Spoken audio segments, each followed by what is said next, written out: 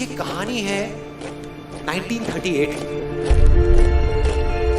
कैरली नाम के एक आदमी की, हंगेरियन आर्मी में, और वो उस कंट्री का बेस्ट पिस्टल शूटर था।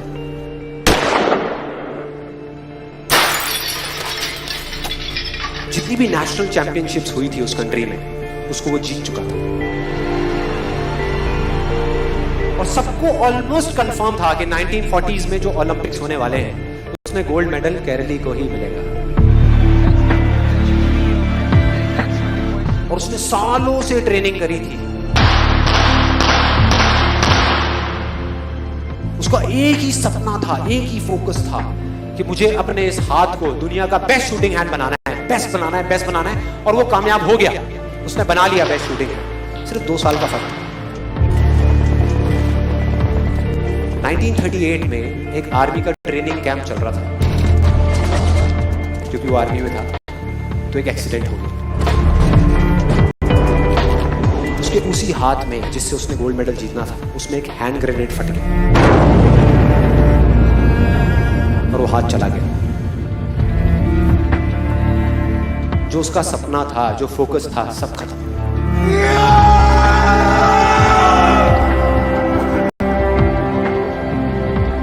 उसके पास 2 रास्ते थे। एक तो ये कि वो बाकी की पूरी जिंदगी रोता रहे और कहीं जा करके छुप जाए,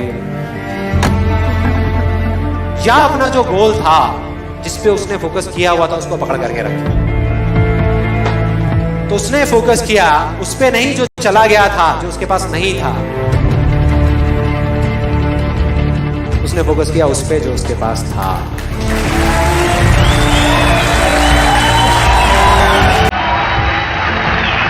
जो उसके पास था, और क्या था उसके पास में? एक लेफ्ट हैंड,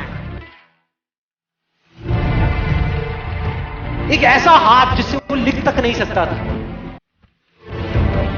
1 महीने तक उसका हॉस्पिटल में इलाज चला साथ के लिए, और सही 1 महीने बाद अपनी ट्रेनिंग शुरू कर दी इस हाथ की।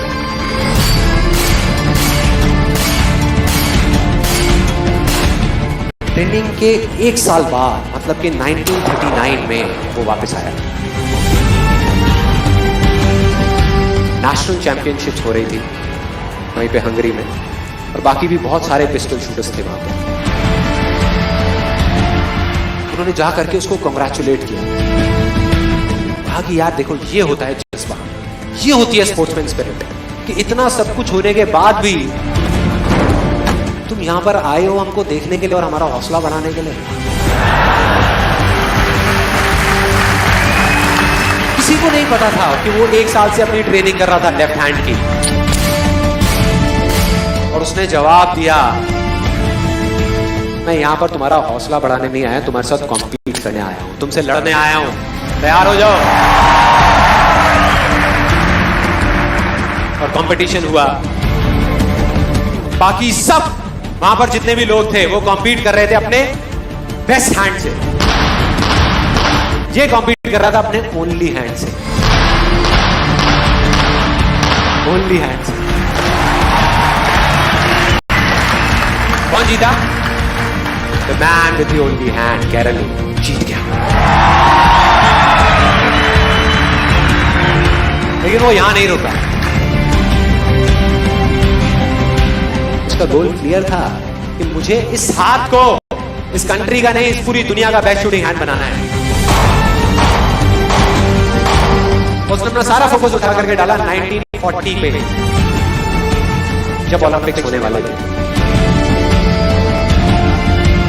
लेकिन 1940s के ओलंपिक्स कैंसिल हो गए वर्ल्ड वॉर की वजह से।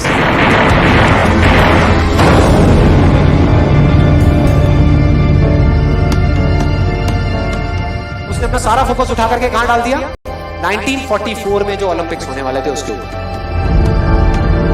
और 1944 में जो ओलंपिक्स होने वाले थे वो भी कैंसिल हो गए वर्ल्ड वॉर की वजह से। फिर से कैंसिल।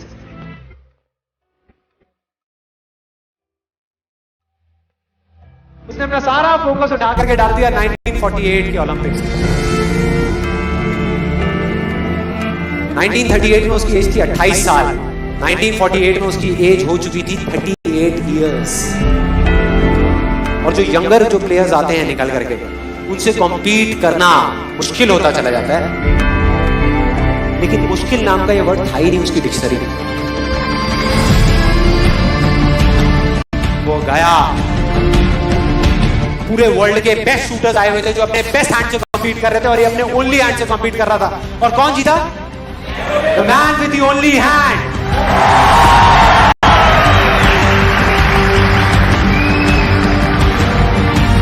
लेकिन वो तब भी नहीं रुका। 1952 ओलंपिक्स, दोबारा कॉम्पीट किया उसने,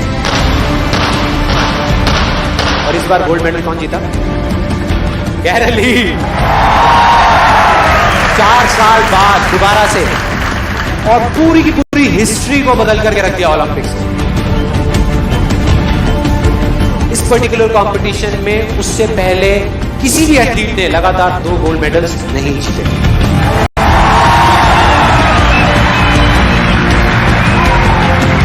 अब किसी भी लूजर के पास चले जाओ, उसके पास लिस्ट होगी बहानों की कि मैं इस वजह से फेल हुआ अपनी लाइफ में, इस वजह से मैं कुछ नहीं कर पाया। बहुत लंबी लिस्ट है। और दूसरी तरफ विनर के पास चले जाओ, उसके पास में 1000 वजह होगी वो ना करने की जो वो करना चाहता है, सिर्फ एक वजह होगी वो करने की जो वो करना चाहता है, और वो कर जाएगा।